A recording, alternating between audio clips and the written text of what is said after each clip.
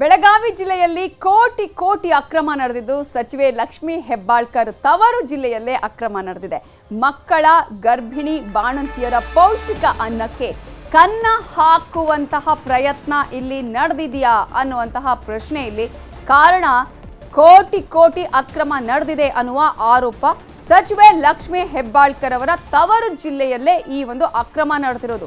ಇಬ್ಬರು ಅಧಿಕಾರಿಗಳನ್ನ ವರ್ಗಾವಣೆ ಮಾಡಿದ ಬಳಿಕ ಈ ಬ್ರಹ್ಮಾಂಡ ಭ್ರಷ್ಟಾಚಾರ ಬಯಲಾಯಿತು. ಮಹಿಳಾ ಮಕ್ಕಳ ಕಲ್ಯಾಣ ಇಲಾಖೆಯ ಭ್ರಷ್ಟಾಚಾರ ಅಮಾನತುಗೊಂಡ ಉಪನಿರ್ದೇಶಕರಿಂದ ಈ ಭ್ರಷ್ಟಾಚಾರ ಬಯಲಾಗಿದ್ದು, ಈ ಹಿಂದಿನ ಉಪನಿರ್ದೇಶಕರಿಂದ 2 ಕೋಟಿ ಭ್ರಷ್ಟಾಚಾರ ನಡೆದಿದೆ.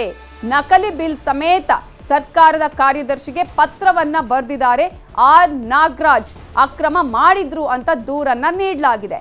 ಶೇಂಗಾ, ತೊಗರಿಬೇಳೆ, ಹೆಸರುಬೇಳೆ, ಉಪ್ಪು, ಬೆಲ್ಲ ಸೇರಿ ಇತರೆ ಪೌಷ್ಟಿಕ ಆಹಾರದ ಪೂರೈಕೆಯಲ್ಲಿ ಅಕ್ರಮ ಆಗಿದೆ ಅಂತ ಸರ್ಕಾರಕ್ಕೆ ಪತ್ರವನ್ನ ಬರೆದಿದ್ದಾರೆ ಅಮಾನತುಗೊಂಡಿರೋ ಬಸವರಾಜ್. ಡಿಸೆಂಬರ್ 20ರಂದು ಸರ್ಕಾರದ ಕಾರ್ಯದರ್ಶಿಗೆ ಬರೆದಿರುವಂತಹ ಪತ್ರ ಇದು ನ್ಯೂಸ್ 18ಗೆ ಲಭ್ಯ ಆಗಿದೆ. ಆ ಪತ್ರದ ಪ್ರತಿಯನ್ನು ಕೂಡ ನಿಮ್ಮ ಮುಂದೆ ಇಟ್ಟಿದ್ದೀವಿ.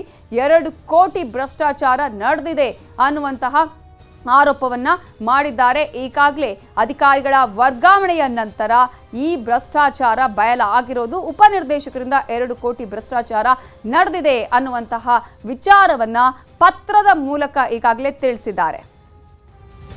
ಇದರ ಬಗ್ಗೆ ಡೀಟೇಲ್ಸ್ ಕೊಡೋದಕ್ಕೆ ನಮ್ಮ ರಿಪೋರ್ಟರ್ ಚಂದ್ರಕಾಂತ್ ಸುಗಂಧಿ ಈಗ ನೇರ ಸಂಪರ್ಕದಲ್ಲಿ ಜಾಯಿನ್ ಆಗಿದ್ದಾರೆ. ಚಂದ್ರಕಾಂತ್ ಸುಗಂಧಿ, ಏನಿದು ಭ್ರಷ್ಟಾಚಾರ, ಯಾವಾಗ ನಡೆದಿರುವಂಥದ್ದು, ಈ ಪ್ರಕರಣಕ್ಕೆ ಸಂಬಂಧಪಟ್ಟಂತೆ ಈಗ ಏನಾದರೂ ಕ್ರಮವನ್ನ ಕೈಗೊಳ್ಳಲಾಗಿದೆಯಾ?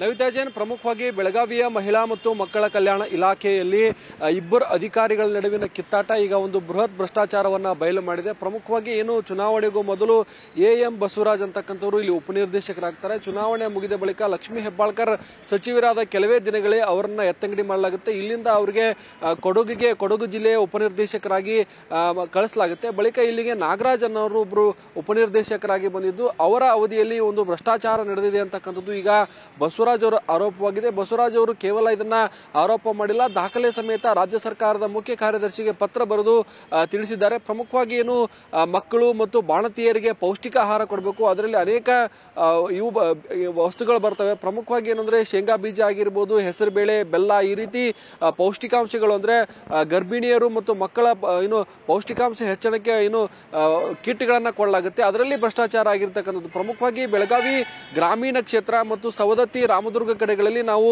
ಇಷ್ಟು ವಸ್ತುಗಳನ್ನ ಖರೀದಿ ಮಾಡಿದೀವಿ ಅಂತ ಹೇಳಿ ಒಂದು ನಕಲಿ ದಾಖಲೆಗಳನ್ನು ಸೃಷ್ಟಿಸಿ ಅದರಿಂದ ಏನು ಸಂಬಂಧಪಟ್ಟ ಅಧಿಕಾರಿಗಳಿಂದ ಅದಕ್ಕೆ ಸಹಿಯನ್ನ ಹಾಕಿಸಿ ಸುಮಾರು 2 ಕೋಟಿಯಷ್ಟು ಭ್ರಷ್ಟಾಚಾರವನ್ನ ಮಾಡಲಾಗಿದೆ. ಇದರಲ್ಲಿ ಯಾವೆಲ್ಲ ನಕಲಿ ಬಿಲ್ಗಳನ್ನ ಸೃಷ್ಟಿಸಲಾಗಿದೆ ಅನ್ನೋದ್ರ ಬಗ್ಗೆಯೂ ಕೂಡ ಸ್ಪಷ್ಟವಾದ ಉಲ್ಲೇಖವನ್ನ ಬಸವರಾಜ್ ಮಾಡಿದ್ದಾರೆ. ಬಸವರಾಜ್ ಅವರು ಏನು ಕೋರ್ಟ್ನ ಆದೇಶದ ಮೇರೆಗೆ ಮತ್ತೆ ಏನು ಡಿಸೆಂಬರ್ 11ರಂದು ಬೆಳಗಾವಿ ಉಪನಿರ್ದೇಶಕರಾಗಿ ನಿಯೋಜನೆಗೊಂಡಿದ್ರು. ಬಳಿಕ ಅವರನ್ನ ಸರ್ಕಾರ ಅಮಾನತುಗೊಳಿಸಿತ್ತು. ದುರ್ನಡತೆ ಆಧಾರದ ಮೇಲೆ ಅವರನ್ನ ಸರ್ಕಾರ ಅಮಾನತುಗೊಳಿಸಿತ್ತು. ಇದು ಕೂಡ ಹಲವು ಅನುಮಾನಗಳಿಗೆ ಕಾರಣವಾಗಿದೆ. ಈಗ ಏನು ಬಸವರಾಜ್ ಅವರು ನೇರವಾಗಿ ರಾಜ್ಯ ಸರ್ಕಾರಕ್ಕೆ ಇಲಾಖೆಯಲ್ಲಿ ಆಗತಕ್ಕಂತಹ ಭ್ರಷ್ಟಾಚಾರದ ಬಗ್ಗೆ ಒಂದು ವಿಸ್ತೃತ ಪತ್ರವನ್ನ ಬರೆದಿದ್ದಾರೆ. ಜೊತೆಗೆ ದಾಖಲೆಗಳನ್ನು ಪೂರೈಕೆ ಮಾಡಿದ್ದಾರೆ. ಪ್ರಮುಖವಾಗಿ ಬೆಳಗಾವಿ ಜಿಲ್ಲೆ ಮಹಿಳಾ ಮತ್ತು ಮಕ್ಕಳ ಕಲ್ಯಾಣ ಇಲಾಖೆಯ ಸಚಿವೆ ಲಕ್ಷ್ಮಿ ಹೆಬ್ಬಾಳ್ಕರ್ ತವರು ಜಿಲ್ಲೆಯಾಗಿದ್ದು, ಇಲ್ಲಿ ಇಬ್ಬರು ಅಧಿಕಾರಿಗಳ ನಡುವಿನ ಕಿತ್ತಾಟದಿಂದ ಏನು ಆ ಇಲಾಖೆಯಲ್ಲಿ ಇರತಕ್ಕಂತಹ ಭ್ರಷ್ಟಾಚಾರ ಮತ್ತು ಏನು ಹಣಬಾಕತನ ಈಗ ಹೊರಗಡೆ ಬರ್ತಾ ಇದೆ. ಪ್ರಮುಖವಾಗಿ ಏನು ಈ ಬಗ್ಗೆ ಸರ್ಕಾರ ಯಾವ ರೀತಿ ಕ್ರಮ ಕೈಗೊಳ್ಳುತ್ತೆ ಅಂತಕ್ಕಂಥದ್ದು ಕಾದು ನೋಡಬೇಕಿದೆ. ಏನು